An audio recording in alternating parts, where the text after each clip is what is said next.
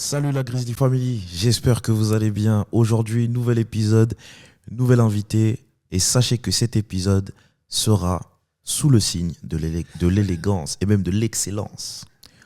L'élégance, c'est être aussi beau à l'extérieur qu'à l'intérieur, disait Coco Chanel. Et mon invité du jour résume parfaitement cette phrase.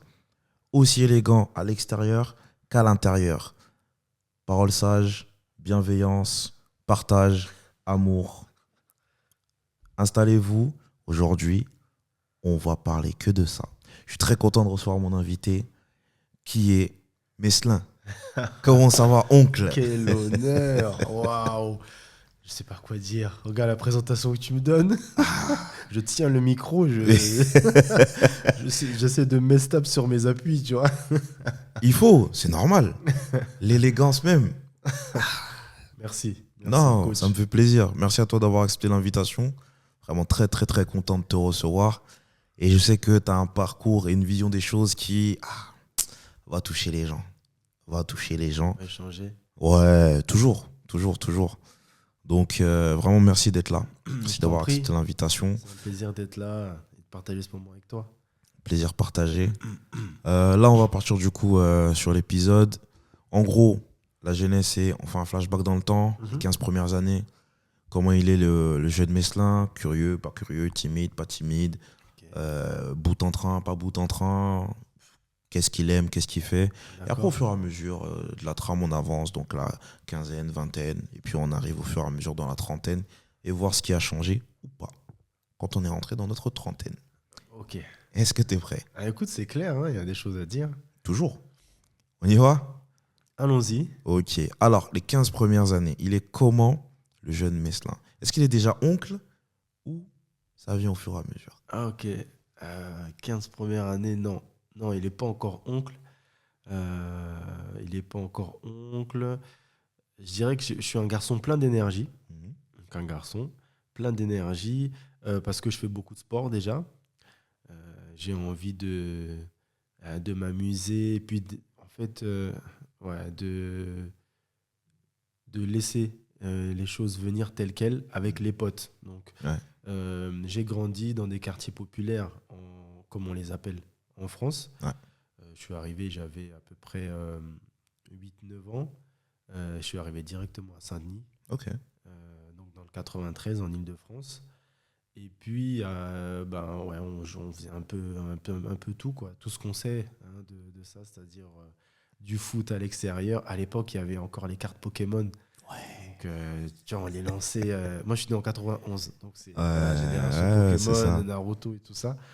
Les cartes Pokémon, on les lançait contre le mur de la cour de récré. C'est ça, celui qui lance le plus loin, il Au le plus gagnait. loin, Ouais. c'est ça. Donc, toutes ces choses, beaucoup de vélo. Mais c'est vrai, beaucoup de foot avec les amis. Mhm. Et puis après, ouais, de l'athlétisme, du karaté, enfin tout plein de sports pour me dépenser. J'avais beaucoup d'énergie. Mhm. J'en ai toujours beaucoup, Dieu merci. Euh, mais oui, je dirais un garçon dynamique qui aime l'extérieur et les gens, déjà. Ouais. J'aimais déjà beaucoup les gens, en tout cas ceux que je rencontrais. Et puis, ouais, curieux. Ouais, je dirais ça comme ça. Ok. Mm. Ok, ça marche. Et du coup, tu arrives à 8 ans en France. Et avant ça, comment ça se passe du coup, quand tu es au pays? Ouais. Parce que moi, du coup, je sais de quel pays on parle. Mais comment ça se passe justement, tu sais, la transition quand tu viens du pays et que tu arrives en France? Ah, c'était brutal hein, pour ma part. Ouais. Pour ma part, c'était brutal. Parce que mon père est congolais du petit Congo et Mhm. ma mère est ukrainienne. Ok. Bon, je suis né en Ukraine, mais j'y suis resté que jusqu'à mes 2 ans. Mhm. Après, on est parti avec maman donc, au Congo parce que papa avait fait ses études, puis ensuite était rentré. Yes. Avec maman, on l'a rejoint ensuite. Après, il y a eu une guerre civile au Congo. Donc en 96, j'avais à peu près 6 ans. Et c'est de là qu'on part du Congo. Chemin migratoire de plusieurs pays. Puis on finit par arriver en Suisse. Donc là, bon, on reste dans la francophonie. Ok. On était du côté francophone en Suisse, dans le Jura bernois. Ouais. Pour mes Suisses, j'étais à côté de Moutier, la ville de Moutier. Ok. J'étais dans un petit village qui s'appelle Corcelles.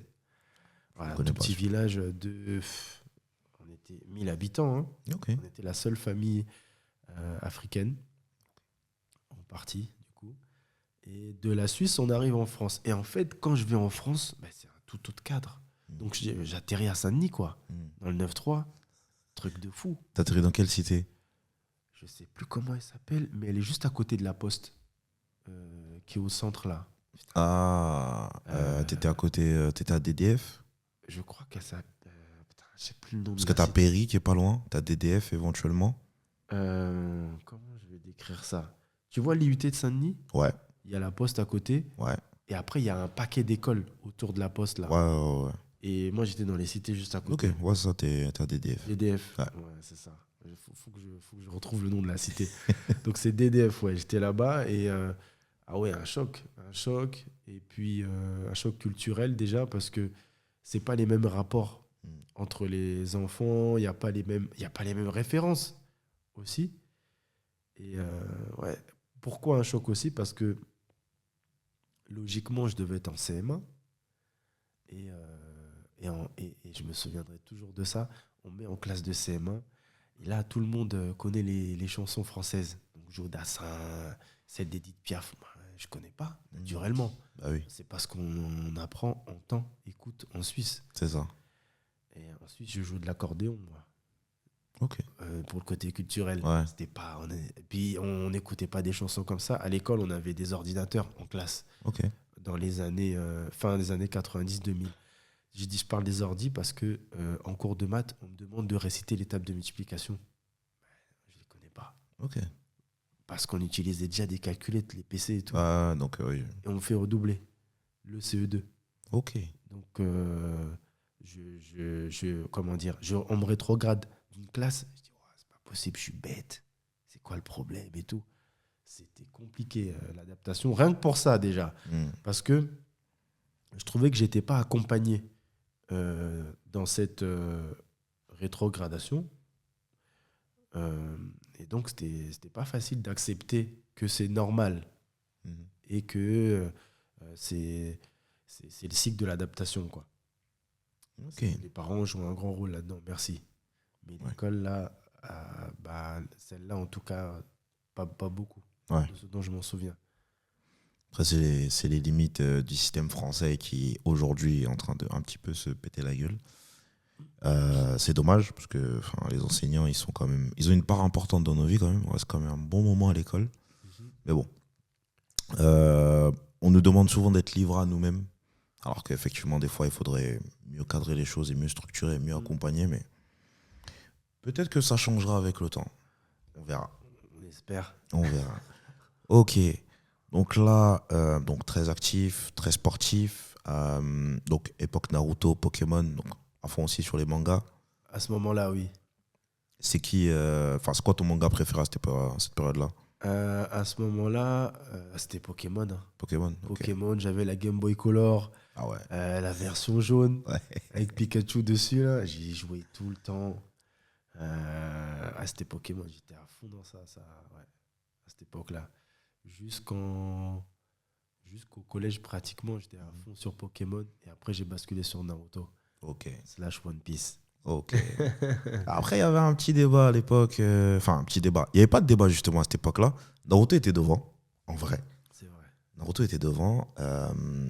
En plus, ça passait, je crois, si je dis pas de bêtises, tous les midis, je crois, sur Game One ou. Ouais. Je crois que c'était ça. Ouais. Donc, c'est-à-dire, à la pause, tu courais vite chez toi pour pas rater l'épisode. Et après, tu revenais. Après, tu débattais avec tes potes et tout, machin. Mais ouais, à cette époque-là, Naruto, c'était un gros banger. Ça l'est toujours. Mais quand tu le regardes aujourd'hui, avec notre âge et le recul, tu te dis en fait, pour l'époque, c'était une dinguerie. Parce que les ouais. persos, c'est.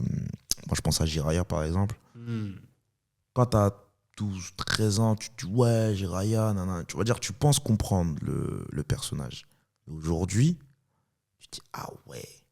Tu t'assois comme ça, tu te dis ah ouais. Non, c'était trop. En fait, c'était trop. Ah, il y avait beaucoup de sous-texte, en fait. Ouais. Vraiment, même humainement et tout, c'était trop. Tu te dis, ah ok, d'accord. Tu me donnes envie de m'y remettre, là. Encore m'y replonger. Pourquoi à pas, hein. nouveau. Tu sais, des fois, il y a Ouais. des phases, hein. Tu sais, là, il y a un pote à moi, il a commencé One Piece il y a pas longtemps. Ok. Il a dit, ça le booste. Genre, vraiment, c'est sa dopamine à fond. Et du coup, derrière, sur ses projets, il est en train de péter. J'en dis pas plus, bientôt, vous allez entendre parler de lui. Mais ouais, il a dit, mais pourquoi j'ai pas commencé avant? Il est en mode, ouais, truc de fou et tout, croire en Ok. ses rêves, croire en soi, machin. Je lui dis, bah, tu regardes One Piece, tu regardes My Hero, tu regardes Naruto, tu vois. C'est dans la même veine. Tu vas trop kiffer. Ouais. Mais ouais, Naruto, c'était quelque chose. Et à la base, j'aimais pas Naruto. Ok. À la base, j'aimais pas Naruto. Mais vu que tout le monde en parlait, à un moment donné, allez, Tu vas voir ce tu que vois, c'est. ouais, tu regardes, tu dis, ah ouais, machin et tout. Et franchement, c'était bien. Et comme je t'ai dit, ça m'a pas marqué tant que ça quand j'étais petit. C'est plus tard, quand j'ai regardé, j'ai compris la profondeur des persos. J'ai dit, ok, c'est bon. J'ai dit, c'est bon. J'accepte. Je le mettrais même devant Dragon Ball, hein. Ouais, je comprends. Après, bagarre avec Dragon Ball, parce que t'as beaucoup de similitudes Ouais. au niveau des personnages et tout. Mais je trouve qu'ils sont plus profonds dans Naruto Ouais, je trouve que dans aussi. Dragon Ball, tu vois. Je trouve aussi. Le personnage peut-être le plus profond de Dragon Ball, pour moi, c'est Vegeta. Ouais. Avec tous ces tourments et tout. Ouais, exactement. Je suis d'accord. Pour moi, c'est Vegeta. Après le reste, ils ont leur importance, mais c'est la bagarre. C'est que de la bagarre, que en de fait, la- Dragon Ball. C'est que de Donc, la je te bagarre. rejoins un peu. Rien que pour ça, je dirais que Naruto a plus d'étoffe. Ouais, Ouais. fort. Ouais. Fort, fort, fort. Donc voilà. Ok, là on avance dans le temps, donc collège, lycée. Comment est-ce qu'elle se passe cette période-là? Même au niveau scolaire, est-ce que tu sais déjà ce que tu veux faire ou pas plus tard? Ou tu es dans le flou, tu choisis une branche et tu verras? Ou comment ça se goupille, comment ça s'articule? À ce moment-là, au collège, non, je sais pas ce que je veux devenir, mais je sens que je suis intéressé par les sciences sociales. Mhm, Euh, J'aimais déjà à cette époque les cours d'histoire, beaucoup les cours de langue aussi. mhm. Bon, j'ai quand même une famille qui est multiculturelle, c'est pas trop surprenant. Ouais. J'ai grandi avec le russe, puis après j'ai appris les langues, quelques langues congolaises, puis après le français. Donc bon, voilà, le cerveau il était déjà un peu souple, on Mhm. va dire. Donc ça, mais oui, je sais pas ce que je veux devenir, mais déjà depuis le collège, en fait, je sens une sensibilité à- au textile, au style. euh, je sens cette sensibilité. Et je sais que c'est mon père qui me l'a réveillé. Ok. Je sais que c'est lui. Parce que, pour la petite histoire, il est arrivé que les dimanches, on aille voir de la famille. Mhm. Ou bien qu'il y ait une fête ou des retrouvailles.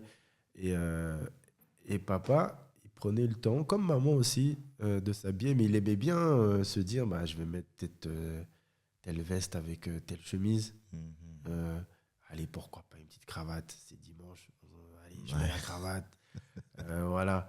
Et donc, le temps qu'il prenait pour associer ces pièces avec plaisir, puis, et euh, avec goût parce que je sentais qu'il était... En fait, il aimait ensuite ce qu'il dégageait, Mhm. ce qu'il avait sur lui. Et donc, il l'incarnait.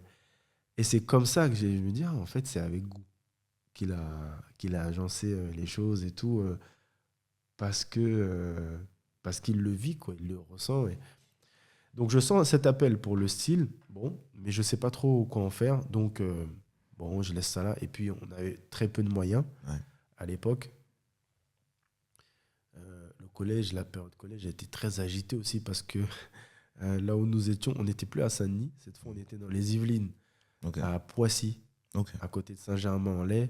Et j'étais toujours en quartier populaire, mais c'était une richesse parce qu'il y avait une diversité d'origines, de cultures, des Turcs, des Algériens, des Marocains, enfin toute l'Afrique, la France aussi, avec ses différentes régions. Ouais. Donc du métissage en somme. Et, et je me suis fait des superbes connaissances, des bons amis, des délires de fou. Des trucs, je sais même pas si mes parents sont au courant. On courait sur les toits des écoles, je sais pas pourquoi. Yamakasi, Ouais. le film, il nous a retourné, Serge. On courait, on chantait des chansons. Ouais. Touf, touf, taf, taf, taf, taf. On chantait des chansons comme ça. On sautait. On sautait du toit de l'école, on faisait des roulades, on se plaquait contre la paroi de l'école pour pas qu'on nous voit à travers, que c'est nous et tout. On était dans un truc. On allait en cours, mais ça, on le faisait le mercredi après-midi, tu vois. Ouais. On n'avait pas cours, donc il fallait s'occuper. Et voilà. Donc, non, une période collège animée. Et au lycée, comme j'étais bon élève au collège, au lycée, je suis allé dans un lycée qui était bien réputé. Ok. Et c'était le lycée Charles de Gaulle, on l'appelait le Technoparc, parce que c'est la zone d'activité dans laquelle il était, juste à côté de. Bah, il est toujours d'ailleurs, juste à côté du nouveau camp des loges, où s'entraîne le PSG. Et donc, à la base, c'était très calme parce que c'était un lycée technique. Donc, j'avais plus, on va dire, il n'y avait plus tous les bouts en train avec qui j'étais. Et donc, c'était vraiment très, très calme. Et c'est vrai que c'était particulier. Et puis aussi, la population était différente. Elle était plus blanche que diverse, quoi. Ouais, que celle au collège, quoi. Donc là, une fois de plus, voilà, il a fallu s'adapter. S'adapter une fois de plus, ouais. Donc, non, c'était... En fait, pour tout te dire, depuis ma primaire jusqu'au lycée, c'est que des cycles où il faut renouveler. En fait, je dois remettre encore le couvert, me dire, ah ouais, on change de cadre. Mince, c'est pas les mêmes codes. Ok, faut que j'écoute, faut que je m'adapte. Parce que petit passage à vide dont je t'ai pas parlé, après Saint-Denis, on quitte Saint-Denis parce qu'il y a, on va dire, il y a une incompréhension, il y a un conflit entre les parents. Parce qu'on était chez ma grande-tante. D'accord. Les parents s'entendent plus, on part. Et de là, on passe de logement en logement dans Paris. Ok. Mais là, dans Paris, la population n'est pas la même non plus que celle de Saint-Denis. Encore une fois, je rencontre des enfants qui n'ont pas les mêmes situations familiales que moi et tout. Donc, j'emmène mon bagage. Et là, on n'a pas les mêmes réalités. Je me dis, c'est pas possible, ce petit, il a les dernières Air Max et tout. Moi, ma chaussure, elle fait pas de lumière. Parce que à l'époque, la chaussure, il fallait qu'elle fasse de la lumière et tout, tu vois. Je courais vite, tout ça. Les Atemi. Exactement, bien sûr. Donc, on faisait un peu avec ce qu'on avait. Et tu vois, très vite, quand tu es jeune, tu sens que on n'a pas les mêmes choses, donc on ne peut pas parler. Ouais. On n'est pas pareil. Et tu le ressens, tu le vois, même l'autre, il dit non, on n'est pas pareil. On n'a rien en commun. Ah, c'est vrai, c'est vrai. Et finalement, c'est que artificiel, ces choses-là. Et ça, c'était de fil en aiguille et de phase en phase, d'environnement en environnement. Donc, oui, collège, lycée, beaucoup d'apprentissage, mais je dirais que c'était quand même demandeur. Ok. En fait, tu deviens, petit à petit, tu as appris à devenir un caméléon. Oui. Clairement. Et ça, c'est une très grosse force. C'est une très, très, très, très grosse force. Et tu vois, des fois, on dit que les enfants, enfin, ils sont des enfants, ils ne sont pas forcément conscients par rapport à ce qu'ils vivent, ce qu'ils vivent autour. Mais je suis pas trop. Enfin, je suis d'accord, mais je suis pas d'accord en même temps. Parce que tu vois quand il y a une différence. Et il y a des différences qui te marquent plus que d'autres. Tu vois, comme tu l'as dit, les moyens n'étaient pas les mêmes. Et forcément, ça, c'est quelque chose qui te marque, qui reste, qui va rester. Et ça peut créer justement. Soit ça va te décupler, ça va te développer l'envie d'aller chercher quelque chose, de te dire, ok, je vais me débrouiller pour aller chercher ça et ne plus retomber dans ça. Ou alors, ça peut faire totalement l'inverse. Tu vois, vraiment là, c'est propre à chacun. Mais l'environnement, tu vois, avec tout ce que tu traverses là à ce moment-là, comment tu fais pour ne pas péter un plomb avec tous ces changements, le fait de ne pas avoir forcément une stabilité. En fait, ce soit toujours à toi qui dois t'adapter et s'adapter à la situation, aux autres. Comment toi tu le vis? C'est une bonne question, je trouve. En fait, j'ai fini par accepter que j'ai pas le choix que de m'adapter parce que mes parents me le disaient. Okay. L'entourage aussi, donc c'est-à-dire les amis des parents, toutes les figures qui est autour, les tontons, les tatas. Ouais. Côté maman, côté papa, même si comment dire, l'entourage, on va dire, familial congolais était plus représenté à l'époque. Aujourd'hui, il y a un peu plus d'Ukrainiens qui viennent en Europe qu'avant. Donc oui, les parents, l'entourage, et aussi la fratrie, parce que moi, je suis le deuxième Ok. d'une fratrie de 4. On est 4 enfants et j'ai un grand frère. Ok. On est 3 garçons et la dernière, c'est une fille. Fille. On a tous 5 ans d'écart. D'accord. Allez pas me demander pourquoi. C'est un plan quinquennal, peut-être, je sais pas. C'est C'est Dieu qui donne à ce qui paraît. grave. Grave. Donc, avec mon grand frère, on a 4 ans d'écart précisément. Mhm. Mais il a été aussi un repère. Parce que lui, il est resté très fidèle en fait, à ses ambitions qui étaient hautes, en fait, de se dire les parents, ils sont pas venus ici pour rien. Donc, quand je dis ici, c'est en Europe, parce qu'avant, on n'était pas là. Donc, à nous de saisir cette opportunité comme une chance. Ouais. Et quelque part, une bénédiction aussi. Et de la chérir. C'est pas facile, hein. Donc, tu trouves tout ce que tu peux trouver, hein. Le son banlieusard de Kerry James, tu l'écoutes à fond. Souvent, C'est ça. il y a des films ou des lectures. Il n'y avait pas encore beaucoup de podcasts à l'époque. Pas du tout, même. Ou très peu, ou ouais, c'était. Il y avait que la télé. Et avec encore, la à la télé, télé, t'avais ouais. pas le choix sur ce que tu regardais parce que, Tu vois.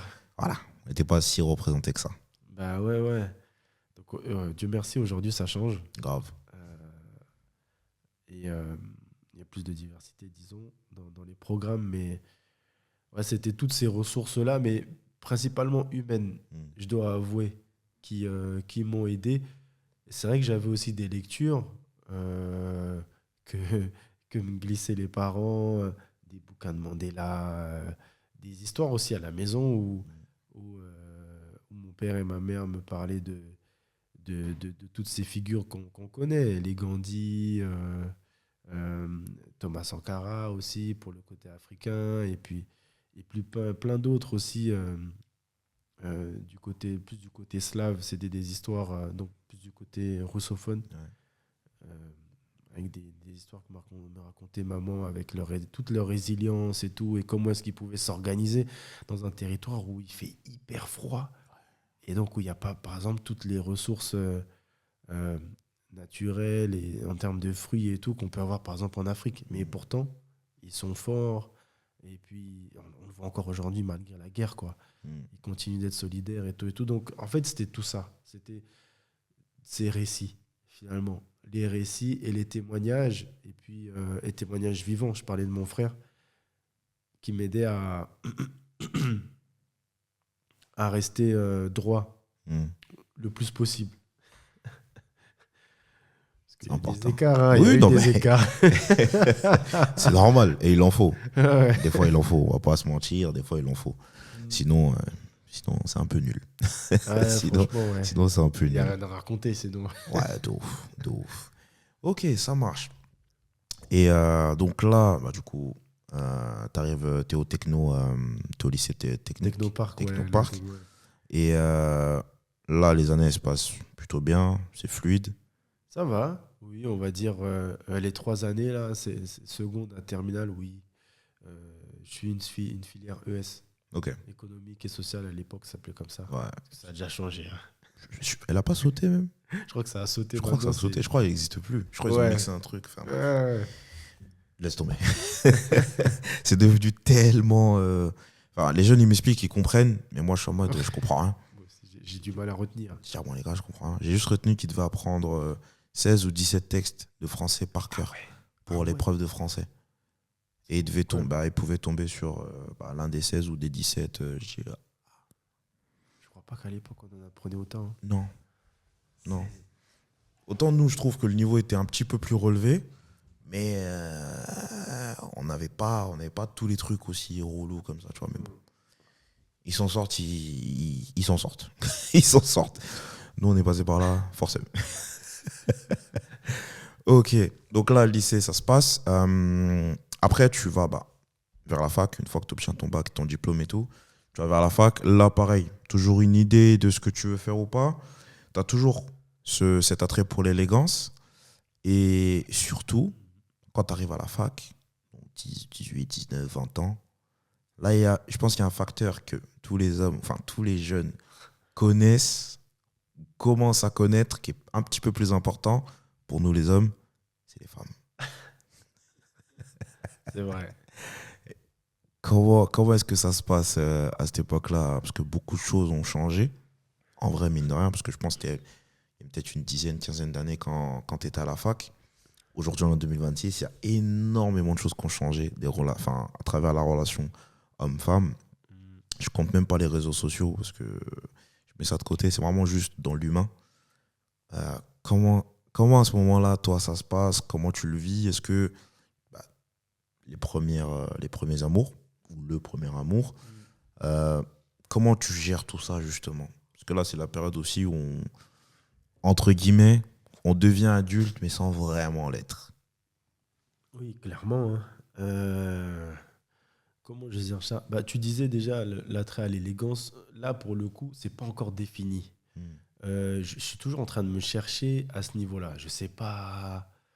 Je sens que j'aime bien, mais je sais pas encore comment l'exprimer. Mhm. Donc, j'essaie des petites choses. À l'époque, c'était les chèches. Je sais pas si Ouais. c'était à la mode. Donc, j'en prends un peu par-ci, par-là. J'essaye. Bon, je mets comme ça. Mais oui, à l'époque, là, donc à la période de la fac, Mhm. j'ai pas encore ma signature. J'ai pas encore ma couleur. Tu vois. Yes. Donc, bon, c'est là, mais je m'y attarde pas trop. Par contre, oui, c'est vrai que là, les filles elles prennent la place. Parce que tu comprends qu'il y a quelque chose à faire. Faut essayer Ah, clairement. faut essayer. Faut Tu essayer, vois. clairement. Et moi, je commence avec une relation à distance. Ok. Donc, c'est pas le plus facile. Elle habite au Danemark. Ah ouais. Ouais. Ah ouais. Mais elle venait de temps en temps en France. Ok. Parce qu'elle a des parents francophones. D'accord.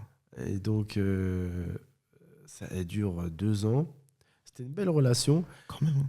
Mais ouais, quand même, hein. Quand même, hein. Ah, c'était sérieux. Ah oui, non, mais quand même 2 ans à Ouais, distance. à distance, Ouah, ouais. non, C'était- t'es courageux. On essaie de rester concentré comme on peut. Ouais, il faut. Bon, j'étais jeune aussi. Donc, ouais, comme je disais, quelques écarts. Mm. Mais voilà, c'était la première relation. Et puis, oui, en fait, c'était compliqué parce qu'on se voyait peu. Ouais. Peu de moyens. J'avais que la bourse étudiante à l'époque. Et j'avais pas le dernier échelon. J'aurais bien aimé. Je l'avais pas. Hein? Qui l'a bien, Évidemment. on se sait. C'est ça, c'est ça, c'est ça. Le crous. Ah, laisse Le tomber. Crous. Laisse tomber. Donc, ouais, ça se termine comme ça. Et puis aussi, tu disais le rapport aux filles. Bah, donc, ouais, l'université, j'étais à l'Univ. J'ai commencé par l'Univ à l'époque. Et en fait, ouais, ce qu'il y a, c'est que là, tu te rends compte qu'il y a du monde. Il y a du monde. Et puis, j'étais à l'université d'Épinay-Villetaneuse, Paris Mhm. 13. Ouais. Euh, et là, donc, je retrouve en fait cette diversité dans laquelle je me reconnais Ouais. en tant que Messelin. Et là, je me dis, ah, mais en fait, là, ça va. Ici, c'est bon. Là, il y a des gens comme moi. Ouais. Et il y a tout le monde aussi. Tu vois, des clairs, plus clairs, moins clairs. Il y a toutes les carnats, toutes les teintes. Mm. Clairement. Donc, je me sens bien et donc en confiance, quelque part aussi. Parce que je trouve aussi qu'à cet âge-là, la confiance, elle se forge. Ouais. Et vis-à-vis des filles, du coup, j'essaye. J'essaye avec les moyens, les codes que j'ai, les outils. C'est pas facile, hein, ça commence. Paf, j'ai une relation qui commence au bout de quelques mois. Je crois que c'est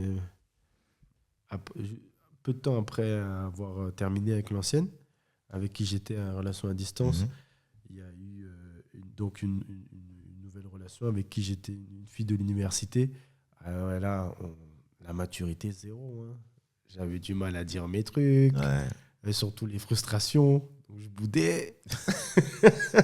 J'allais dans ma grotte, comme on dit Ouais, aujourd'hui. c'est ça, c'est ça. Et je disais rien, tu vois. Et parfois, ça sortait pas forcément bien, sans insulter et tout, mais il n'y avait pas la communication non violente, etc., etc. Donc, je dirais que c'est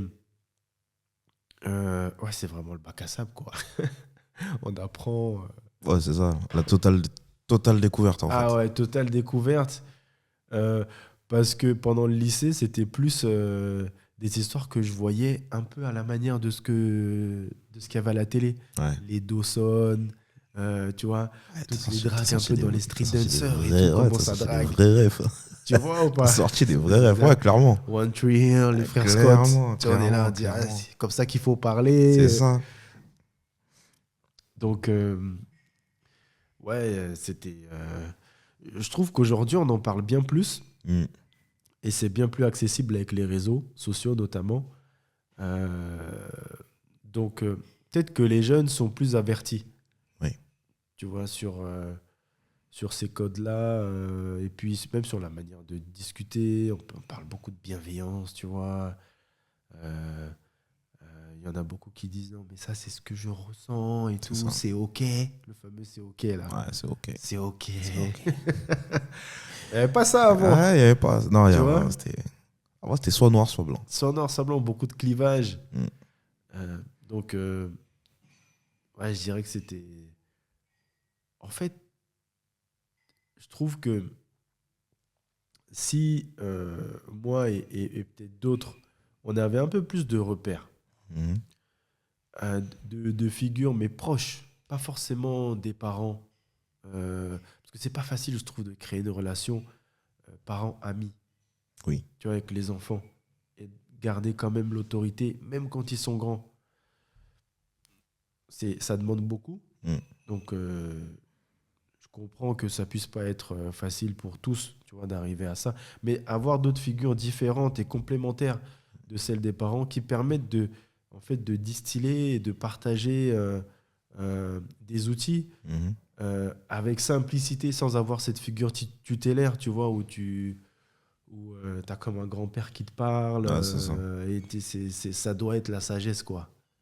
Et tu vois, les grands-pères ou les grands-mères cool, il y en a. Il y en a. Mais tu vois, pour que le témoignage te touche, il faut créer quelque chose. Ouais, c'est ça, il faut créer du lien. Il faut créer du lien. Et c'est pas toujours le cas. Et c'est pas toujours le cas. Et je dirais que c'est peut-être ce qui m'a manqué pour un peu, tu vois, avoir des tips que je peux soutirer de temps en temps et me dire, ah, on me l'avait dit. Putain, mince, là, j'ai pas appliqué ça. Bon, la prochaine fois, je le refais pas. Et moi, j'ai reproduit plusieurs trucs, plusieurs erreurs, Ouais. perdu du temps, mis du temps à accepter aussi qu'il fallait peut-être se poser d'autres questions. C'est ça. Tu vois. Ah, des fois, c'est dur. Ouais, Des non. fois, c'est très, très, très, très, très dur. En plus, nous, c'était une époque où la fierté était beaucoup mise en avant. Moi, j'ai de la fierté. Moi, je reviens pas. Moi, nanani, nanana. Exactement. Alors que des fois, justement, tu baisses les armes. Vas-y, viens, on discute.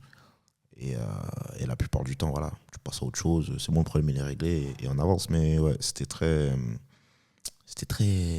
compliqué. Il y avait un vrai rapport de force. Bon, le rapport de force, il existe toujours aujourd'hui.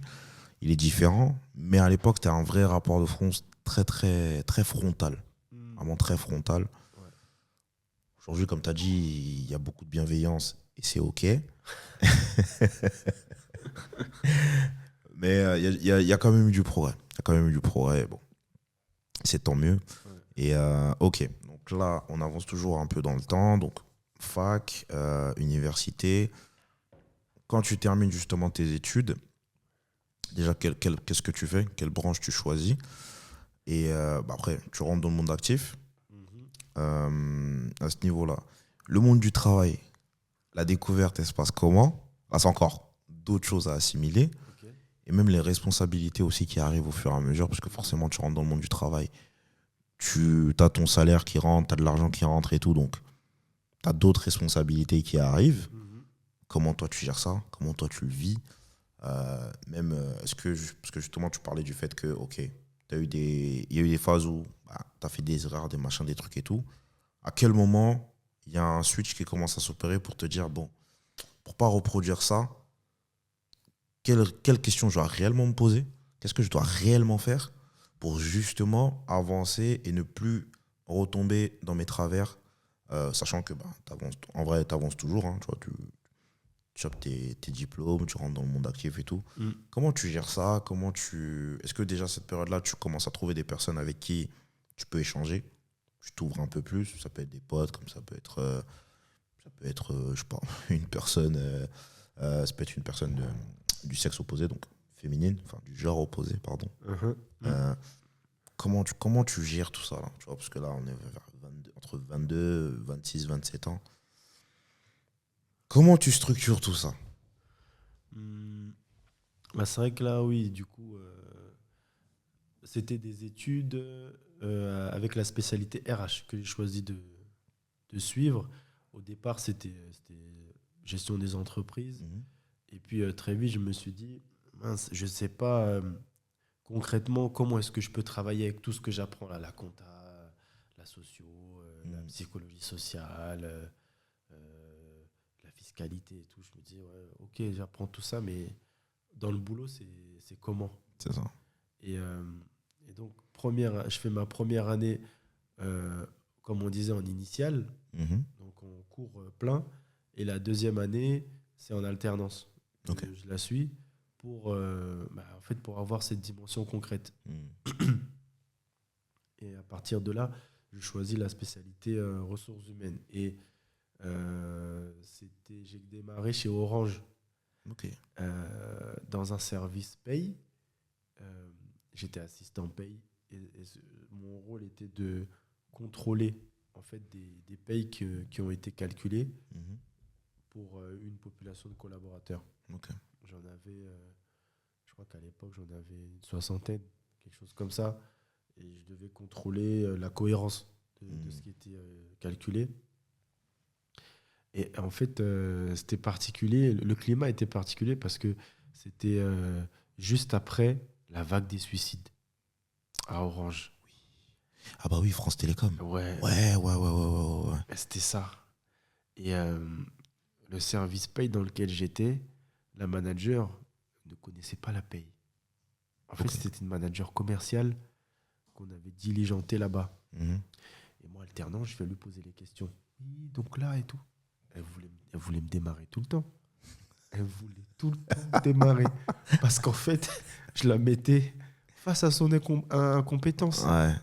Mais moi, j'ai pas le temps avec ça. Bah oui. Je suis en cours, j'apprends plein de choses. Là, je vais impliquer, j'ai envie de bien faire les choses. C'est ça. Donc, naïf, je lui pose plein de questions. Ils ont commencé à me dire, tu sais, si là, tu comprends pas trop, t'es pas obligé de poursuivre. Il y a des gens qui arrêtent leur alternance. C'est possible de rebondir après. Et moi, je pouvais pas arrêter. Bah oui. Parce qu'en fait, à ce moment-là, j'habite seul dans un studio. Je D'accord. paye seul mon loyer parce que l'alternance me donnait à l'époque 900 €. Voilà. Et puis, j'avais un loyer de 300, presque 400 balles que je payais tout seul. Et les parents, eux, ils se débrouillaient, ils faisaient en sorte de se débrouiller comme ils pouvaient.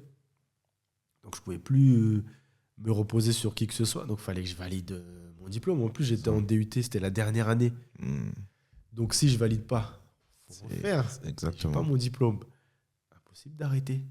Mais là, tu fais des erreurs, là.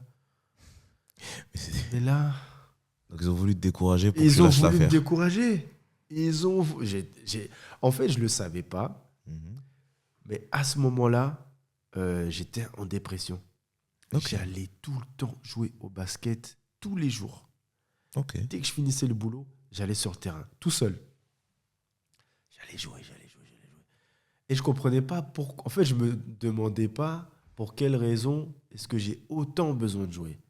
Je savais que j'avais besoin de jouer pour décompresser. Mais décompresser de quoi? Et ce quoi, il a quelle incidence sur moi et tout. Je savais pas qu'en fait, j'étais pas bien. Et heureusement, j'ai pu en parler. J'ai fini par en parler aux parents. Ils ont débarqué dans le service. Daro, il a mis son Starco. dont je vous parlais là. Rythme et les couleurs. Maman, elle a mis son tailleur, tout. Ils sont venus.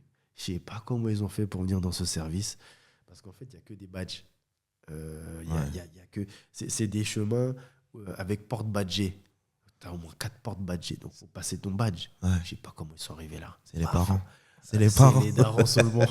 À un moment, j'entends une voix. Je dis, mais c'est maman ça? Je me tourne, ils sont là. Tout le monde était en train de bugger. Qu'est-ce qu'ils font ici? On contrôle la paie ici, mais qu'est-ce qu'ils font là? Tu es malade. Coup de pression à la manager. Aïe. En léger. Ouais. Bonjour madame. Dans les règles de l'art. Dans les règles de l'art. Nous sommes les parents de Meslin, bonjour. Tout se passe bien? Bah non, ça se passe pas bien ici. Ben, l'objet de dire oui. Oui, ça va? Ouais. Oui. Et à partir de là, ils ont un peu décompressé, ils ont un peu lâché du lest sur mon cas. Et on va dire, on m'a plus ou moins placardisé.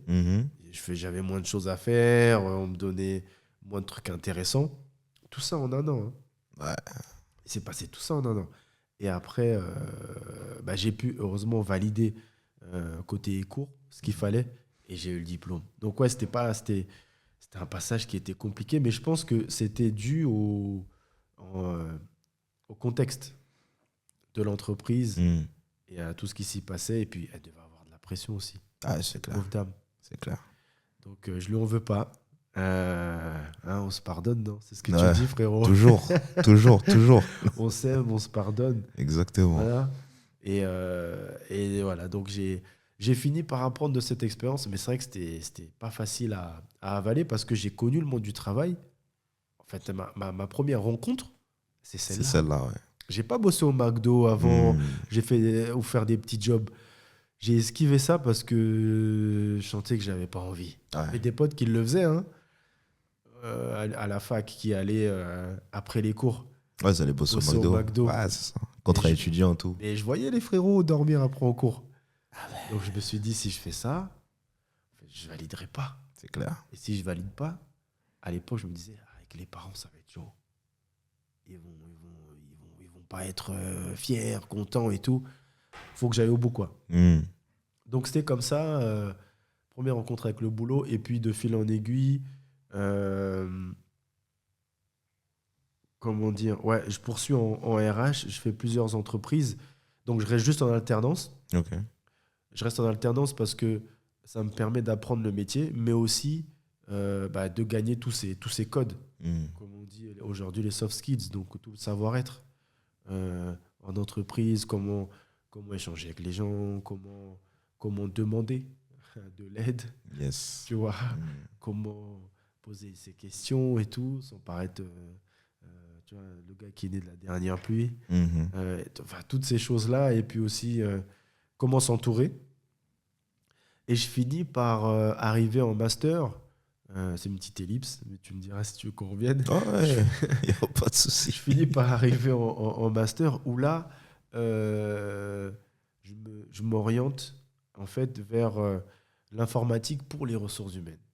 Parce que je trouvais que je faisais trop de paperasse au boulot et que j'étais pas assez concentré sur la valeur même du secteur, en fait, du métier. Et là, en fait, je trouve mon tuteur de stage, ça devient une sorte de mentor. Ok. Ça devient une sorte de mentor parce que lui a pris cette position-là. Je ne lui ai pas demandé, mais il a pris cette position-là. À l'époque, j'avais donc une vingtaine d'années. J'étais dans ma vingtaine.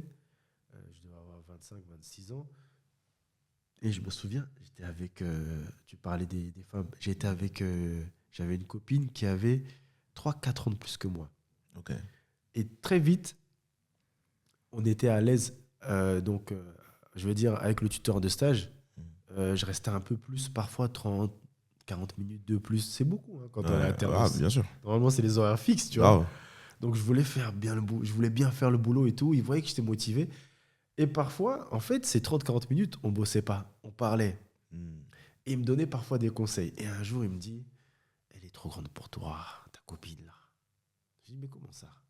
Il me dit, ça va pas aller. Laisse-la. Je dis, c'est un malade. Il utilise l'impératif. De ouf. C'est juste mon boss. Ouais. Pourquoi il me parle comme ça? En fait, j'ai fini par comprendre après. Pourquoi? Parce que lui, il savait. Il avait déjà sa quarantaine, donc 15 ans de plus que moi. Mm. Et il voyait comment j'étais. Il se dit, ouais, il est en construction. Tel qu'il me parle de sa copine, en direct bientôt, elle aura des besoins. Il ne sera pas prêt. Qu'il fasse son chemin solo. Et j'ai compris après. Et ça s'est terminé avec elle. Pas parce qu'il me l'avait dit, mais par la force des choses. Ouais. Et tout ça pour dire que, en fait, c'est devenu une sorte de mentor parce qu'on parlait d'autres choses en plus du boulot. On parlait beaucoup de boulot, il me donnait beaucoup de conseils parce que c'était mon manager direct, hein, en fait.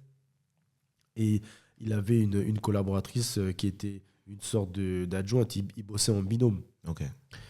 Et en fait, ouais, j'avais plein de tips des deux. Et ça allait au-delà du boulot. C'était, comme je le disais, sur le sentimental, parfois même sur les investissements patrimoniaux et tout. Il me donnait des conseils sur l'immobilier, comment acheter, ne pas acheter parce que c'est un coup de cœur. Plutôt prendre un bien parce que tu sens qu'il a un potentiel. Tu sais pas ce que tu t'en feras, s'il faut le revendre. Plein de tips comme ça. Et en fait, à ce moment-là, c'est ce dont j'avais besoin. Quelqu'un qui est disposé à avoir cette proximité. Il m'invitait même parfois à manger avec lui, où il y avait d'autres directeurs et tout, parce que lui, il était directeur, enfin, il était responsable. Et il y avait une responsable de notre service, responsable SIRH, Système d'information ressources humaines. Ok. Et il côtoyait très souvent le COMDIR, le comité de direction. Et en fait, il y avait des partenaires, des prestataires qu'il était amené à rencontrer dans le cadre des contrats qu'on avait dans la boîte. D'accord. Et il m'invitait dans ces déjeuners-là, alors que moi, j'étais juste alternant. Ouais. J'étais là avec lui. J'entendais ce qui se passait et tout, comment il parlait. Et en fait, je prenais du métier, déjà, mais je ne le savais pas. Il me faisait des passes D, en fait. Ouais, fort. Mais je ne savais pas. Et tout ça pour dire qu'après, je suis resté 8 ans dans cette boîte. Ah ouais, quand même. Il est parti. Et c'est celle avec qui il travaillait en binôme. Elle s'appelle Cindy. Grande dame aussi. Comme lui, c'est pour ça qu'ils travaillent ensemble. Et en fait, en travaillant directement avec elle, j'ai compris que c'était les mêmes, en fait. Sauf qu'à l'époque, c'était lui qui avait le poste de responsable. Donc, voilà, c'était un peu plus lui qui était, on va dire, présent dans les réunions et tout. Mais ouais, c'était... Et cette expérience-là, elle a été ultra formatrice parce que j'étais dans un cadre dans lequel on mettait à disposition des outils adaptés et, aux collaborateurs. Et là, j'avais une manager qui était très à l'écoute et qui encourageait l'autonomie aussi. Et c'est de ça dont j'avais besoin. Okay. J'ai eu beaucoup de chance à ce moment-là de tomber sur eux. Okay. Tu penses que c'est de la chance ?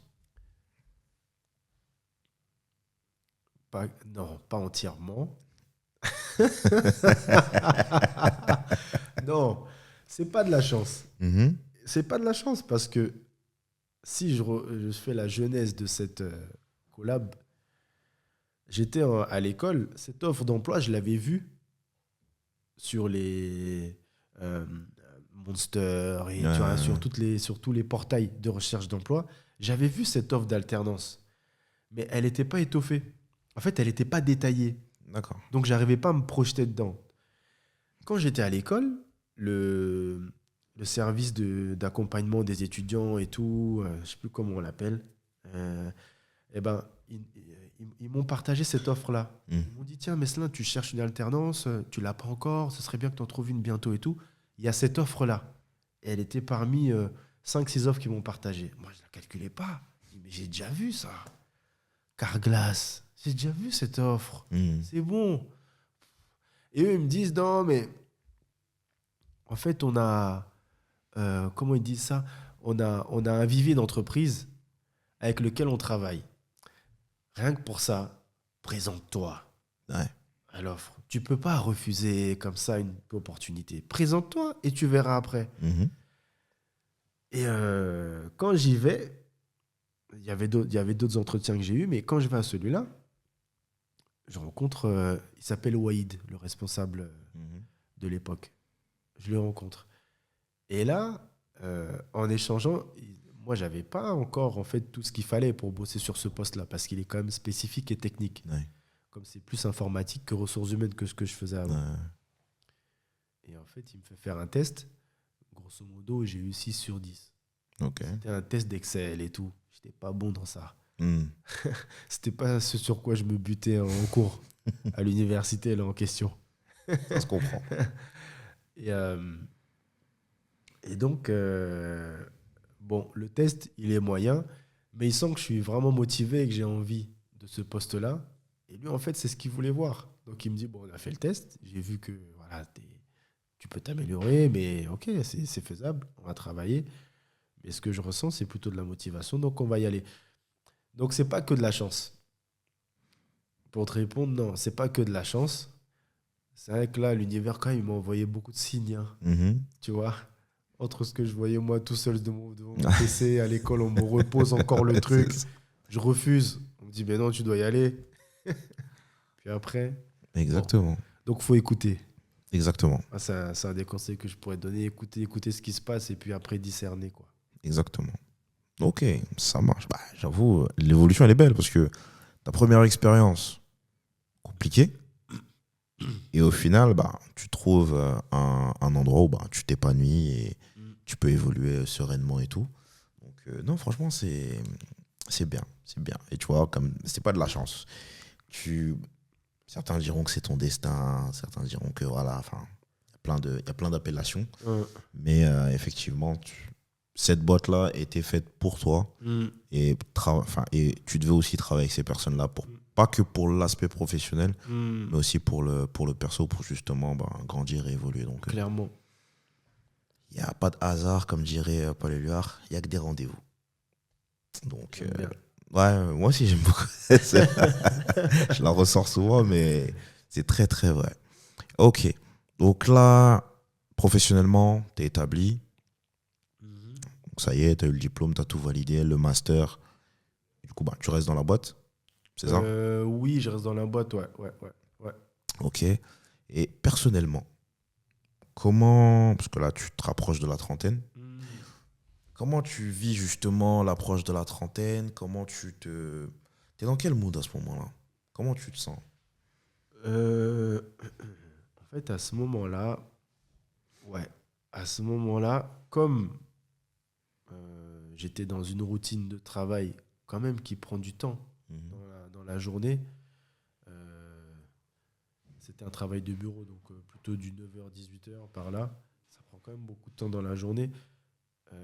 Je commence à ouais, être dans cette routine et à penser un peu plus à me poser des questions sur moi. Mhm. Maintenant, je commence à revenir sur moi. Mhm. Parce que qu'est-ce que je faisais? Jusqu'à présent, j'étais en train de cocher des cases pour, quelque part, montrer aux parents, en fait, que, voilà, vous êtes venus ici, moi j'ai fait ce que vous vouliez qu'on fasse, c'est-à-dire on fait des études, on trouve un boulot, on fait des études, on valide un diplôme, Ouais. voilà, qui donne un boulot, et on occupe une position sociale qui permet, voilà, de répondre à nos besoins. Et il voulait quand même qu'on arrive à un poste de cadre. Bon, je suis allé jusqu'au bout. Voilà. Mais maintenant, quand je commence à me poser des questions, il y a plein de choses où je me dis, ah ouais, ça, j'aime pas trop. Mhm. Là, ces politiques-là, tous ces discours euh, remplis de beaux mots et tout. Mais dans ce qu'on envoie dans la boîte, c'est pas trop ça. Ça me convient pas. Ça commence Ouais. à me saouler. Mhm. Ça commence à me saouler. J'ai une super équipe euh, à ce moment-là dans l'entreprise dans laquelle j'étais. Mais ouais, en fait, tout le contexte un peu, on va dire, de l'entreprise, tu vois, où ah, putain, mais un tel, on dirait qu'il n'est pas souvent connecté, hein. Tu vois, ce flicage, Ouais, ces trucs. les ragots, les trucs et tout. Ouais, ça me saoule. Parce que je me dis, mais qu'est-ce qui compte en fait? C'est quoi? Qu'on fasse le boulot. Moi, j'avais pas de problème dans mon service. Une fois de plus, on travaillait vraiment sur tu fais ce qui est important, tu fais tout ce que tu dois faire. Mm. Et tu sécurises. C'est ça. Voilà. C'est tout ce que je te demande. On Simple. était très bien. Ah, c'est ça, simple. Mais il y avait quand même ce climat-là. Et mine de rien, le climat, il avait des interférences parce que bon, on a des réunions avec d'autres services. Donc les autres, ils ont aussi leur manière de faire. Des réunions parfois avec le groupe, donc au-dessus de nous. Et en fin de compte, même si toi, tu es dans ta petite bulle, vous êtes bien. Hein, on était 4, peut-être 3, 4 collaborateurs. Toute petite équipe, tu vois. Ouais. Vous êtes bien. Mine de rien, vous êtes sujet un peu. Il y a des interférences, quoi. Vous êtes, on va dire, influencé. Il y a des échos avec le reste qui est plus gros. Et donc, la trentaine. Ouais, le passage à la trentaine, il est quand même. En fait, il est quand même. C'est quand même un palier parce que je fais moins de sport qu'avant. Mhm. J'en fais, mais un peu moins. Donc, tu vois, tu as aussi ton corps qui commence à changer un peu et tout. Le Covid arrive. Paf.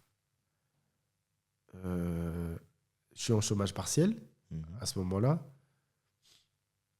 Et on ne peut pas non plus sortir comme on veut. Et je ne faisais pas beaucoup de sport à la maison. Et donc, je commence à prendre du poids. Bim, 30 ans, j'ai du ventre, frérot. Mais là, je sens que pour fermer le bouton du pantalon, ça devient compliqué. Je me dis, mais non, qu'est-ce qui s'est passé? C'est serré comme ça. J'ai des fesses comme ça. Mais c'est pas possible, là. Qu'est-ce que c'est quoi? Mais, tu vois, il faut faire avec. Et à l'époque, j'étais en colocation avec mon cousin. Mhm. On commence à faire du sport à la maison. On se motive. Covid, tu vois, on peut pas sortir. Ah bah oui. Donc, on met des vidéos, là, sur YouTube. Paf, on les met en favori. Comme ça, on y a accès facilement. Allez, on fait des abdos, on transpire et tout. Et on se maintenait comme ça. Donc, heureusement que j'étais pas tout seul. Ouais. Voilà. Donc, C'est important. ça aide. J'ai retrouvé goût aussi au sport que je faisais toujours un peu avant et que j'avais plus ou moins réduit un tout petit peu parce que, avec le boulot, toutes ces choses et tout, parfois, le sport, soit tu le fais le matin parce que tu es motivé, donc avant d'aller au boulot, sinon C'est le ça. midi, mais du coup, tu manges pas ou peu. C'est ça. Ou tu manges à ton poste si tu le peux. Parfois, t'as pas le droit. C'est vrai. Tous ces trucs. Ou bien après. Bref, il y avait beaucoup de gestion et finalement un pouvoir de décision. Tu vois. Et je l'avais pas encore. Ok. J'avais pas encore, tu vois, ce cuir. Mon cuir n'était pas encore assez bien tanné Mhm. pour que je puisse dire, ouais, je vais au sport le midi, ouais. Ouais, mais tu manges pas? Non. Ou ouais, je mange très peu, mais ça va. C'est parce qu'on te pose plein de questions, plein de trucs oui. et tout. Il faut répondre à ça aussi, C'est ça. mine de rien. C'est ça. Ou bien si tu vas au sport après le boulot, après tu sociabilises un peu moins parce que tu vas mettre quoi? Aller 1 heure. Après tu es fatigué. Bon, il faut s'organiser, quoi. C'est tout un truc. Exactement. Donc bon, le passage à la trentaine, ouais, il est... je dirais pas que je titube, mais en fait, j'y vais un peu à tâtons. Mhm. J'essaye des choses sans Ouais. grande conviction, mais ouais, par empirisme. Ok. Mais je regarde aussi un peu dans le rétro pour me dire, tiens, est-ce qu'il y a il y a des pratiques, il y a des habitudes, il y a des réflexes que j'avais qui ne me conviennent pas. Et en fait, ouais, c'était comme ça, grosso modo. Ouais. D'accord. Ok, c'est intéressant. Parce que c'est une période. En fait, on sent que tu la vis mal, mais comment tu le racontes, c'est pas quelque chose. En fait, comment tu le racontes, c'est pas quelque chose que tu vis mal. C'est très bizarre comme, T'as raison. comme ressenti, tu vois. Ouais. Donc, ça veut dire que, ok, t'as vu qu'il y a des choses qui n'allaient pas, fallait changer. T'as entamé du coup cette évolution. T'as cassé la carapace, la précédente carapace pour en faire une nouvelle plus costaud, plus résistante. Ouais. Mais moi, je suis vraiment frappé sur le fait que ça a été dur, mais t'en parles comme si ça n'a pas été dur. Ouais, t'as Et raison. c'est archi frappant parce que le Covid, surtout le 2020, le premier confinement, c'était super difficile pour beaucoup de personnes. Mm. Tu vois, parce que bah, tu es à la maison, tu peux pas sortir, tu sais pas quand est-ce que ça se termine. Enfin, il y a plein de choses et tout, tu vois. Et ça a été aussi le déclic pour beaucoup de personnes pour se dire, OK, en fait, non, là, je veux changer les choses. Je veux pas rester dans cette vie-là éternellement, en gros, métro, boulot, dodo, ou d'autres machins, ou, enfin, selon les goûts et les couleurs. Donc, les personnes ont entrepris justement un changement, aller vers eux-mêmes. Et tu vois, c'est marrant parce que du coup, tu parles de ça, tu reviens à toi. Et le fait de revenir à toi, moi, forcément, ça me fait penser à, je l'ai dit en début, à un mot, l'élégance. Mm. Donc, est-ce que à cette période-là aussi, ça coïncide avec le fait où tu décides d'assumer ce côté où t'aimes l'habit, t'aimes le. En fait, c'est même pas aimer l'habit, tu vois. Je reprends un peu ce que disaient les sapologues, c'est être bien habillé, c'est prendre soin de soi, tu vois. C'est C'est clairement ça. prendre. Tu vois, ils avaient fait la métaphore avec une maison, un appartement. Un appartement, il doit être bien rangé, chaque chose doit être à sa place, ça doit être Mm. impeccable. Bah, quand tu t'habilles, c'est pareil. Mm. Chaque chose doit être à sa place, ça doit être impeccable, tu vois. Et moi, c'est quelque chose que j'ai retrouvé chez toi. Mhm. Tu vois, ça peut être quelque chose de très sophistiqué comme quelque chose de très simple, Mm. mais toujours, Merci. chaque chose est à sa place. Tu vois, il y a pas une fausse note. Tu vois, un peu comme Zidane à l'époque, il ratait pas un contrôle. Ah ouais. Tu vois, Merci, pas, waouh. la passe était parfaite, le contrôle était bon, la conduite de balle, tu vois, il y a ça. Et en fait, à quel moment, justement, est-ce que ça coïncide justement avec cette période où justement tu commences à te dire, ok, je suis vraiment focus sur moi, tu t'accordes la place que tu veux avoir dans ta vie, et est-ce que bah, du coup tu te dis, bon, en fait, ça y est, Meslin découvre Meslin, et Meslin fait les choses pour Meslin. Mm.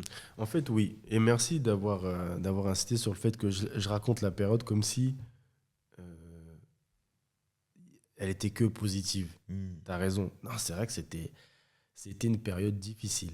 C'était une période difficile.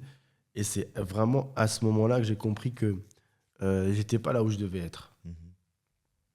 Mhm. Comme beaucoup. Ouais, tu l'as souligné, comme beaucoup pendant le Covid. Là, je me dis, ouais, il y a un truc à faire. En fait, il faut que je me barre du boulot. Ok. Je dois plus rester là. Mais maintenant, elle est où? Tu vois? Et c'est ça que je me posais comme question. Je me dis, mais elle est où? Et à l'époque, je reviens pas en moi directement. Mhm. Je me dis, ok, je sens que je vais pas bien parce que je suis pas à ma place, dans le sens où euh, je peux mieux exprimer mes talents ailleurs. Mhm. Mais tu vois, je suis en exploration vers l'extérieur, pas vers Yes. l'intérieur. Ok. Je l'ai fait après ça, Ok. tu vois. Mais ça a démarré là. Et tu as raison. Parce que en chômage partiel, en plus de jouer à GTA et à FIFA et tout, et boire quelques bières aussi et faire du sport, je me posais des questions et je me disais, mais c'est pas possible et tout. Là, tel que ça. En fait, tout ce qui se passe au boulot et la manière dont on travaille, et même le fait d'y aller chaque jour, je me dis, putain, on est fou ou quoi? Euh, Est-ce qu'on doit tout le temps aller au boulot comme ça et tout? Parce que là, commençaient à se mettre des choses, tu sais, des réunions à distance. Et je me dis, mais en fait, c'est possible de bosser comme ça aussi. Ouais. Donc, je me remets vraiment en question sur toute ma vie et tout ce que je faisais déjà depuis. Et c'est vrai que c'est un chamboulement, mais j'ai pas encore les réponses. Et donc, je fais simple. Je me dis, OK, vis-à-vis du boulot, comme je sais pas trop ce que je veux faire, je sais en tout cas une chose, c'est que j'aime rencontrer les gens et Mhm. j'aime qu'on se fédère entre nous pour un objectif, mais qui nous sert à tous. Yes. Donc, pourquoi pas être consultant dans ce que je fais, mais maintenant être consultant. Mhm. Donc, après le Covid, je prépare tranquillement ma transition. J'en parle à ma boss avec qui j'ai une super relation, même aujourd'hui encore, on est toujours en contact. Euh, et elle le comprend et m'encourage. Mhm. Et me donne même des conseils pour partir en bon terme. Pas avec elle, mais avec l'entreprise. Ouais. On sait jamais. Elle a C'est raison. intéressant. Clairement. Et ça se passe bien. Et donc, on s'entend et tout. Et puis, bon, ça s'est terminé par une démission. Mhm. Mais j'ai pu tout de suite enchaîner avec l'autre contrat. Ok. Très bien. Et là, effectivement, tu parlais d'élégance. Depuis déjà, on va dire, le Covid et même un peu avant, j'essayais pas mal de choses. Mhm. Il y a même une fois où j'ai acheté une fourrure rose. Ok. Mais tu sais, pas tant pour le côté voyant et tout, mais c'était plus le côté hip-hop. Ouais. Je sais pas si tu vois Très, très bien. les Très, 50, très, ouais. R. Kelly, même Très, si très bon, R. Kelly, on sait, Ouais. Robert, calme-toi. Non, t'inquiète. Je T'as vois très, très merdé. bien. Oui. Mais tu vois, Ouais, je vois tout ce très, qui est très autour bien. et tout. Je suis allé avec au boulot. Les gens choqués. Mais cela, qu'est-ce qui te prend et tout. Et là, je commençais à assumer. Ouais. Tu vois. Je dis non, moi j'aime bien. Je dis, mais rose quand même. Et c'était un rose pastel. Ok. Voilà. Ah, donc, C'était. Ouais. ça flash. Ça, on le voit quand même, tu vois. Ouais. Un rose un peu flamant rose. Hmm. Tu vois. Un peu flamant rose. Pas... Il n'était pas vif, il était pastel, donc un peu adouci. Mais voyant quand même. Parce que c'est une fourrure. Ouais. Une autre fois, je suis allé avec un blouson au cuir où il y a écrit policier derrière. En allemand, Polizei. Ouais. Putain. Et en fait, à ce moment-là, j'essayais des choses. Ok. Tu vois, j'essayais un peu, moi aussi, de voir pourquoi est-ce que je prends ces pièces. Hmm. Mais maintenant, au-delà de le voir, de les porter, tu vois. Et de voir en quoi est-ce que je me reconnais dedans ou pas. Mais moi, pas à travers le regard des autres. Hmm. Donc, j'expérimentais. Ensuite vient le Covid. Et après le Covid, bah, je continue en fait dans cette veine-là, mais cette fois-ci en essayant de lier le professionnel avec ce que je suis. Hmm. Toujours un peu à tâtons. Je démarre en tant que consultant. euh, et là, c'est plus, faut plus aller sur quelque chose qui se rapproche du sartorial. Donc un peu chemise et tout, style plutôt classique, quoi. Ouais. Je le mets, je mets ces sables, je mets ces trucs et tout, mais je me rends compte que c'est pas encore moi. Tu vois. Pour parler de sable, tu vois, à ce moment-là, c'est ça. Au niveau du boulot, oh là là, que des codes, plein de codes. Et là, j'ai l'impression de revivre ce qui se passait quand j'étais ado, jeune et tout. Je me dis, mais là, il faut encore que je recommence tout. C'est pas possible. Et je me rends compte, par contre, que là, c'est pour des chichis, en fait. Il faut plus placer un mot comme ça parce que c'est important dans la réunion, comme si, il y a des réunions tous les jours à 9h. Il faut s'y connecter. On ne sait pas pourquoi, mais il faut venir. Les points daily. On va parler de ce qu'on a fait la veille. Mais parfois, il n'y a rien qui a changé C'est ça. de l'avant-veille à la veille. Donc, mais il faut quand même se connecter. Putain, merde. Mais ta caméra est coupée. Mais tu mets pas ta caméra. Des bêtises comme ça, frère. Ouais. Je dis, mais c'est pas possible. Et tu vois, faut quand même pas dire des choses sur le projet. Faut quand même. Je dis, non, mais là encore aussi. Bon, je suis bien payé. J'avais gagné 1 000 € entre mon poste d'avant et le poste de consultant. C'est pas rien. Beaucoup, hein. C'est beaucoup. Donc, c'est très bien. J'ai pu épargner et tout, investir aussi dans l'immobilier et tout ça, faire un peu de mala. Ouais, c'est-à-dire un peu avoir la vie des stars de temps en temps. Bon, ok. Mais dans le quotidien, je sentais qu'il y avait quand même un truc qui sonne faux. Hmm. Et jusqu'au jour où j'ai une mission. Et d'ailleurs, c'était ma première mission en tant que consultant. Mais j'ai compris après, en fait, Ok. l'écho de cette première mission. C'est pour ça que je fais un flashback. Hmm. C'est décousu, mais vous inquiétez Non, pas. t'inquiète, on comprend. On suit. On suit. On est à fond là. La mission, elle est à la place Vendôme. Je suis dans une banque là-bas. Ok. J'avais demandé à ce que comme on voit dans des milieux internationaux, où je peux être amené à avoir des projets où on parle en espagnol ou en anglais, parce que je m'en sors bien dans ces langues-là.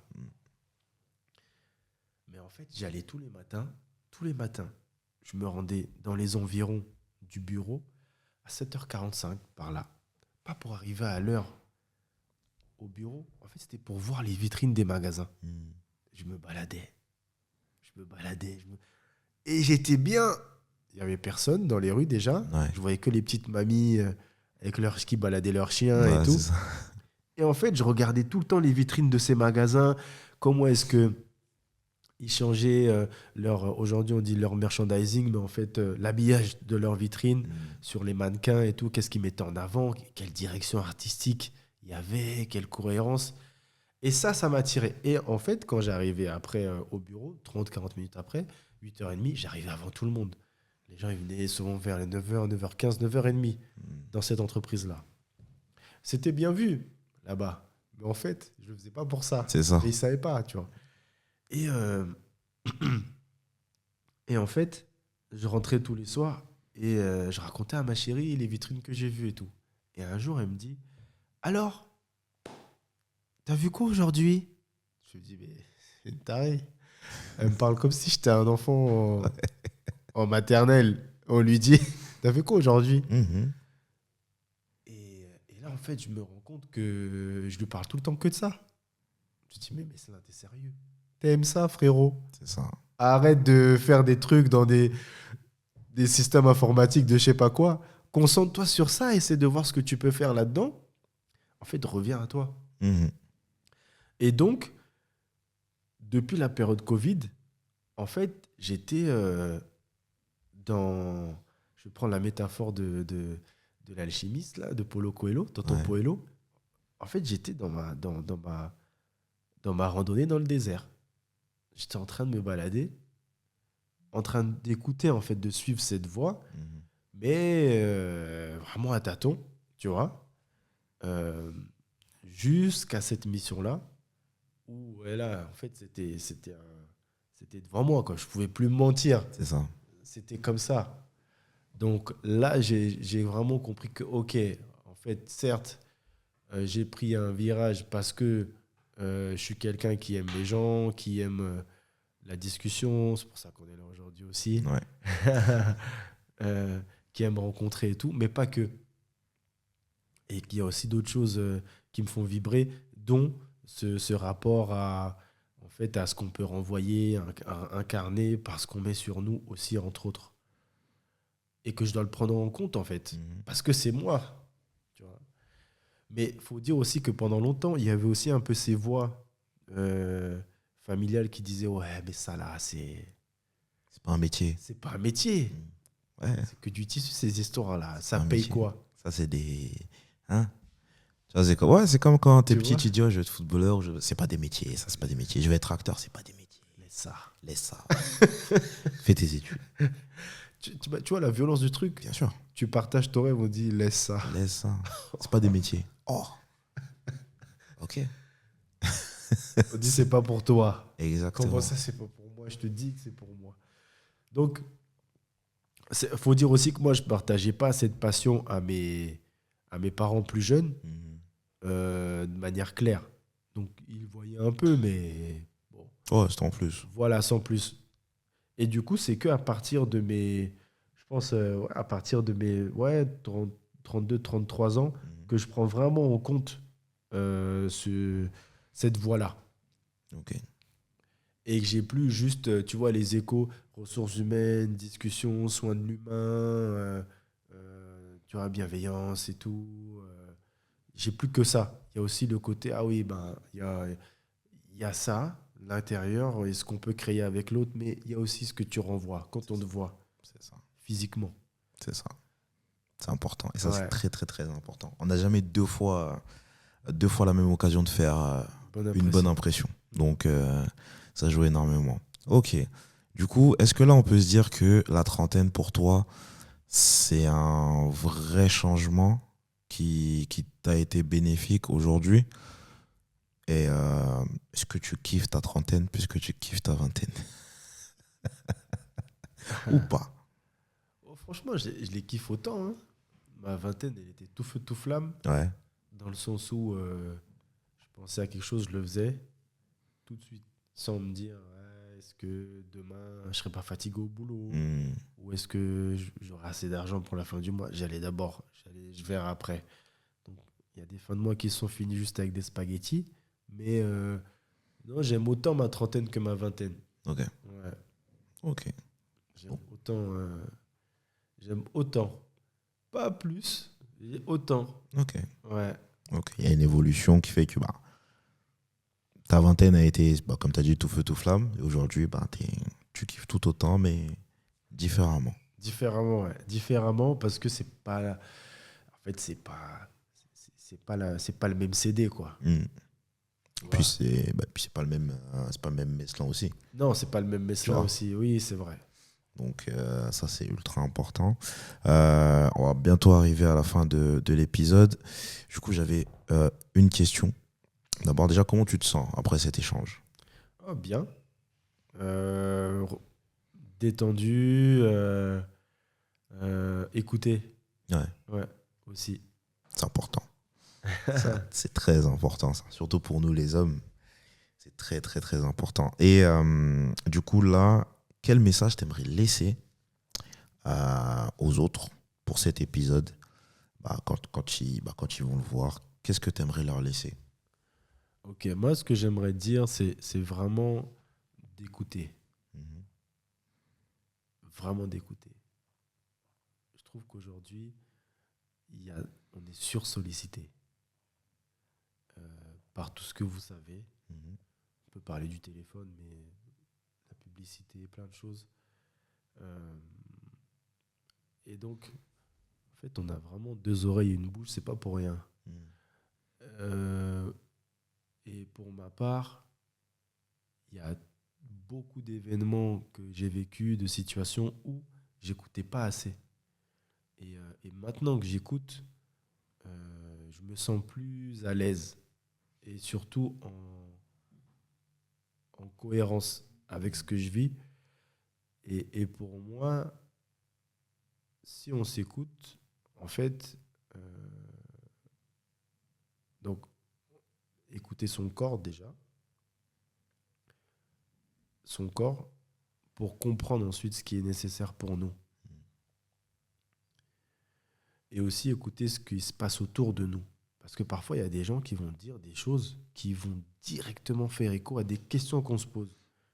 Mais si à ce moment-là, on est distrait par une notification, par des pensées, par des tracas, par quelque chose ailleurs et tout. En fait, si on n'est pas dans le moment présent, comme on dit tout le temps, si on n'est pas en conscience de ce qu'on est en train de faire avec la personne ou le stylo qu'on tient, Mhm. on loupe des choses. Donc oui, ce serait ça. Vraiment pleinement, moins parler et plus écouter. Discerner et après décider. Mais pas d'abord décider parce que c'est bien de faire comme si il faudrait, euh, ce serait mieux. Non. Écouter, discerner, puis décider. Décider. D'abord écouter. Ok, incroyable. Incroyable. Le mot de la fin est juste magnifique. Franchement, Meslin, merci beaucoup Merci à toi. pour ce moment, pour ce partage. Vraiment, l'épisode, il est waouh, incroyable. La Grizzly Family, comme je vous ai dit, c'est un épisode basé sur l'excellence, basé sur l'élégance. Et comme vous avez pu le voir, Meslin est tout aussi excellent qu'élégant de l'extérieur comme à l'intérieur. Prenez grand bien soin de vous. Je vous donne rendez-vous au prochain épisode. N'oubliez pas, viens on joue, viens on s'aime, viens on se pardonne. La bise.